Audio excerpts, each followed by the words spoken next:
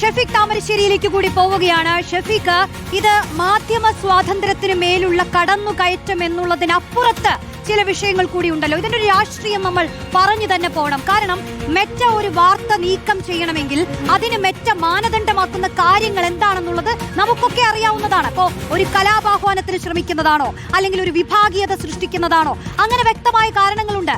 ആലോചിച്ച് നോക്കൂ, TG മോഹൻദാസിനെ പോലെ ഒരാൾ ഇട്ട ഒരു ഫേസ്ബുക്ക് പോസ്റ്റ് നമുക്ക് ഓർമ്മയുണ്ട്. അത്തരം ഒരു പോസ്റ്റ് കേരളത്തിലെ ജനത ദിവസങ്ങളോളം വായിച്ചിട്ടുള്ളപ്പോൾ ആ പോസ്റ്റ് വേണമെങ്കിൽ സർക്കാരിന് ഇടപെട്ട് ഏതെങ്കിലും പരാതിയുടെ അടിസ്ഥാനത്തിൽ വളരെ പെട്ടെന്ന് തന്നെ നീക്കം ചെയ്യാമെന്നുള്ള വസ്തുതയൊക്കെ നിലനിൽക്കുന്ന സാഹചര്യത്തിൽ അങ്ങനെ സംഭവിച്ച് നമ്മൾ കണ്ടില്ല. പക്ഷേ ഇപ്പുറത്ത് വസ്തുതയുടെ അടിസ്ഥാനത്തിൽ മാധ്യമങ്ങൾ നൽകിയ വാർത്ത അപ്രത്യക്ഷമാകുന്ന കാഴ്ച, അതിന് ഞാൻ ഈ പറഞ്ഞ എന്തെങ്കിലും മാനദണ്ഡങ്ങൾ ഉണ്ടായിരുന്നോ ഷഫീഖ്? റോഷ്നി, മെറ്റ നമ്മളോട് നടത്തിയിരിക്കുന്ന കമ്മ്യൂണിക്കേഷനിൽ അത് വളരെ കൃത്യമായി നമ്മളോട് അറിയിച്ചിട്ടുള്ളതാണ്. ഏതെങ്കിലും വിധത്തിൽ മെറ്റ അന്താരാഷ്ട്ര തലത്തിൽ നിർണ്ണയിച്ചിരിക്കുന്ന കമ്മ്യൂണിറ്റി ഗൈഡ് ലൈൻസിന്റെ ഒരു വയലേഷനും റിപ്പോർട്ടർ TV നടത്തിയിട്ടില്ല. പ്രാദേശികമായ ഒരു നിയമാഭ്യർത്ഥനയെ തുടർന്ന് വാർത്തകൾ പിൻവലിച്ചത് മാത്രമാണ് എന്ന് മറ്റ് നമ്മൾ വളരെ കൃത്യമായി അറിയിച്ചിട്ടുണ്ട്. ഇവിടെ റിപ്പോർട്ടർ TV നടത്തിയ ഈ വളരെ ശക്തമായ ഈ നിയമ പോരാട്ടത്തിലൂടെ നമ്മൾ പുറത്തു കൊണ്ടുവരുന്നത് കഴിഞ്ഞ ഏതാനും ദിവസങ്ങളായി നടന്നുകൊണ്ടിരിക്കുന്ന സംഘടിതമായ ഒരു നുണപ്രചരണത്തിന്റെ യാഥാർത്ഥ്യത്തെ കൂടിയാണ്. കാരണം കഴിഞ്ഞ ദിവസങ്ങളിൽ ഏതാനും മാധ്യമങ്ങൾ, അതേപോലെ തന്നെ സർക്കാരിന്റെ വക്താക്കളായിട്ടുള്ള ആളുകൾ, ഇവരെല്ലാവരും സംഘടിതമായി പ്രചരിപ്പിച്ചുകൊണ്ടിരുന്ന ഒരു കാര്യം, ഇത് മെറ്റ സാങ്കേതികമായി മെറ്റയ്ക്ക് സംഭവിച്ചൊരു പിഴവ് എന്ന് മെറ്റ അധികൃതർ സൈബർ പോലീസിനെ അറിയിച്ചിട്ടുണ്ട് എന്നുള്ളതാണ്. ഒരു തെളിവിന്റെയും അടിസ്ഥാനത്തിൽ ആയിരുന്നില്ല ആ വാർത്ത. നമുക്കറിയാം, മെറ്റ അങ്ങനെ ഒരു കമ്മ്യൂണിക്കേഷൻ നടത്തണമെങ്കിൽ വളരെ കൃത്യമായി മെറ്റ ഇമെയിൽ സന്ദേശം വഴി മാത്രമേ അങ്ങനെ ഒരു കമ്മ്യൂണിക്കേഷൻ നടത്തൂ. അതിന്റെ സ്ക്രീൻഷോട്ട് ഉണ്ടാവണം, ആ ഇമെയിലിന്റെ പകർപ്പുണ്ടാവണം. അങ്ങനെ യാതൊരു തെളിവില്ലാതെ, ഒരു ഡോക്യുമെന്റും ഇല്ലാതെ ദിവസങ്ങളോളം മാധ്യമങ്ങൾ ആ വാർത്ത കൊണ്ടാടി. മെറ്റയ്ക്ക് സംഭവിച്ച ഒരു സാങ്കേതിക പിഴവ് മാത്രമെന്നുള്ള ആ വാർത്ത ആരെ സംരക്ഷിക്കാൻ വേണ്ടിയായിരുന്നു എന്നുള്ള വളരെ ഗൗരവമുള്ള ഒരു രാഷ്ട്രീയ ആരോപണം കൂടി, ഒരു രാഷ്ട്രീയ ചോദ്യം കൂടി ഇപ്പോൾ നമുക്ക് മുന്നിൽ ഉയർന്നു വരുന്നുണ്ട്. ആ വാർത്ത ആരെ സംരക്ഷിക്കാൻ വേണ്ടിയായിരുന്നു? അതേപോലെ തന്നെ ഈ വാർത്ത പുറത്തു വന്നത് മുതൽ റിപ്പോർട്ടർ TV അടക്കമുള്ള മാധ്യമങ്ങളുടെ വാർത്തകൾ വളരെ സെലക്റ്റീവായി പിൻവലിക്കപ്പെട്ടതിനെ തുടർന്നുള്ള ചർച്ച ഉയർന്നു വന്ന ഘട്ടം മുതൽ തന്നെ സർക്കാരിന്റെ വക്താക്കളും അതേപോലെ തന്നെ മുഖ്യമന്ത്രിയും വളരെ കൃത്യമായി ആവർത്തിച്ച് പറഞ്ഞിരുന്നു, ഞങ്ങൾക്ക് ഇതിനകത്ത് യാതൊരു പങ്കുമില്ല എന്ന്. എന്നാൽ മറ്റ് ആദ്യഘട്ടത്തിൽ നമുക്ക് നൽകിയ കമ്മ്യൂണിക്കേഷനിൽ മറ്റ് നമ്മളോട് പറയുന്നുണ്ട്, ഒരു ഒഫീഷ്യൽ ലീഗൽ റിക്വയർമെന്റ് അടിസ്ഥാനത്തിലാണ് ആ ലീഗൽ റിക്വയർമെന്റ് നടത്താൻ കഴിയുക, ഒന്നെങ്കിൽ ഒരു സർക്കാർ ഏജൻസിക്ക് അല്ലെങ്കിൽ കോടതിക്ക്. അത് ആദ്യഘട്ടത്തിൽ നമ്മളോട് പറഞ്ഞിരിക്കുന്നു.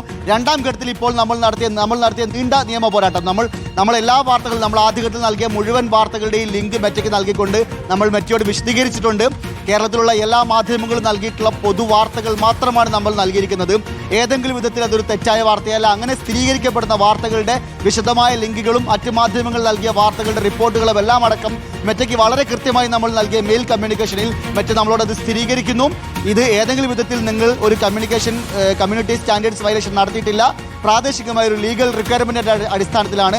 അവിടെ നിങ്ങൾ കോടതിയെ സമീപിച്ചുകൊണ്ട് ഈ കാര്യത്തിൽ നിങ്ങൾക്ക് മുന്നോട്ട് പോകാം എന്നാണ് മെറ്റ നമ്മൾ അറിയിച്ചിരിക്കുന്നത്. അതുകൊണ്ട് തന്നെ ഇവിടെ കാര്യം വളരെ കൃത്യമാണ്. മെറ്റയുടെ ഭാഗത്ത് യാതൊരു പിഴവുമില്ല. നിലനിൽക്കുന്ന നിയമസംഹിതകളുടെയും IT റൂളിന്റെയും അടിസ്ഥാനത്തിൽ പ്രാദേശിക സർക്കാരുകൾക്ക് അവരുമായി ബന്ധപ്പെട്ട വാർത്തകളെ നിയന്ത്രിക്കാൻ വേണ്ടിയിട്ടുള്ള ഒരു സാധ്യതയെ, അത് നരേന്ദ്രമോദി സർക്കാർ മുന്നോട്ട് വെച്ചിട്ടുള്ള നിയമ ഭേദഗതിയുടെ ഭാഗമായിട്ടുള്ള ഒരു സാധ്യതയാണ്. ആ സാധ്യത കേരളത്തിലെ സർക്കാർ, വി ഡി സതീശൻ സർക്കാർ ഉപയോഗിക്കുന്നതെന്ന് മാത്രമാണ്. തങ്ങൾക്കെതിരായ വാർത്തകളെ നിയന്ത്രിക്കാനും ഇല്ലാതാക്കാനും വേണ്ടി സർക്കാർ ഈ സാധ്യത ഉപയോഗപ്പെടുത്തുന്നു. IT റൂളിനെ തെറ്റായി ഉപയോഗിച്ചുകൊണ്ട് വാർത്തകൾക്ക് മേലെയുള്ള കടുത്ത നിയന്ത്രണം, അതൊരർത്ഥത്തിൽ ഒരു നിശബ്ദ അടിയന്തരാവസ്ഥ, മാധ്യമ അടിയന്തരാവസ്ഥ നടപ്പാക്കുന്നതിലേക്ക് സർക്കാർ നീങ്ങുന്നു എന്ന് തന്നെ വേണം നമുക്ക് ഈ ഘട്ടത്തിൽ പറയാൻ. മോദി സർക്കാർ ചെയ്യുന്നതിന്റെ അതിന് സമാനമായ രീതിയിലുള്ള ഒരു അടിയന്തരാവസ്ഥ കാലത്തെ ഓർമ്മിപ്പിക്കുന്ന തരത്തിലുള്ള ഒരു സെൻസർഷിപ്പാണ് ഇപ്പോൾ നടന്നുകൊണ്ടിരിക്കുന്നത് എന്നുള്ളത് ദേശീയ മാധ്യമ പ്രവർത്തകരടക്കം നമ്മളോട് പ്രതികരിക്കുകയുണ്ടായി. ബിനോയ് വിശ്വം പറഞ്ഞു, നമുക്ക് ഓർമ്മയുണ്ട് റിപ്പോർട്ടറിന്റെ തന്നെ കാണാതായ കാർഡുകൾ. ആലോചിച്ച് നോക്കൂ, ഒരു മത്സ്യത്തൊഴിലാളിയെ കടലിൽ കാണാതായി ദിവസങ്ങളോളമായി അവരുടെ കുടുംബം പരാതി ഉന്നയിക്കുമ്പോൾ ആ ജോണിന്റെ മകൾ പറഞ്ഞ വാക്കുകൾ, മുഖ്യമന്ത്രിക്കെതിരെ ഉള്ള ഒരു പ്രതികരണം, വാർത്തയായി നൽകിയ കാർഡൊക്കെ അങ്ങ് പോവുകയായിരുന്നു, പെട്ടെന്ന് അപ്രത്യക്ഷമാവുകയായിരുന്നു. ആ വിഷയത്തിൽ ബിനോയ് വിശ്വം ഉന്നയിക്കുന്ന വിമർശനങ്ങളും, അങ്ങനെ എത്രയോ കാർഡുകൾ, ഇപ്പോൾ റിപ്പോർട്ടറിന്റെ സ്പെഷ്യൽ ഷോകൾ, കോഫി വിത്ത് അരുണിന്റെ, ഡിബേറ്റ് വിത്ത് മാധു സജിയുടെ, ഡിബേറ്റ് വിത്ത് സ്മൃതി പരുത്തിക്കാട്, അങ്ങനെ എത്രയോ സ്പെഷ്യൽ ഷോ കാർഡുകൾ പോലും ഒരു നിമിഷത്തിൽ കാണാതായതിന്റെ കാരണങ്ങൾ നിരന്തരം മെറ്റയോട് നമ്മൾ ചോദിക്കുകയും ഇതൊരു പോരാട്ടത്തിന്റെ ഭാഗമായി കൂടി ലഭിക്കുന്ന മറുപടിയാണ്. ആ മറുപടി ഏറ്റവും ആധികാരികമായാണ് പ്രേക്ഷകരിലേക്ക് ഞങ്ങൾ എത്തിക്കുന്നത്.